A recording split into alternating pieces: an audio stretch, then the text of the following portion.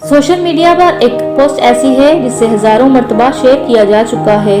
इस पोस्ट में जापानी डॉक्टर के एक मुबैना पैगाम को बयान किया गया है।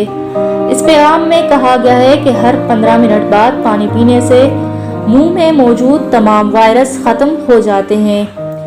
यूनिवर्सिटी ऑफ ऑक्सफोर्ड के प्रोफेसर त्रोडी लोंग कहते हैं कि इस तरह का कोई हयातियाती मैकेनिज्म मौजूद नहीं है जो इस बात को सपोर्ट करे कि आप फकत पानी पीकर वायरस को अपने मुंह से मैदे में मुंतकिल करके हलाक कर दें।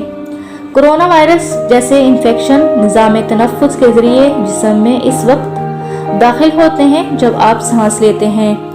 बहुत कम ऐसा होता है कि वायरस मुंह में दाखिल हो जाए, और अगर वायरस मुंह में दाखिल हो भी जाए फिर भी लगातार पानी पीना आपको वायरस का शिकार होने से नहीं बचा सकता।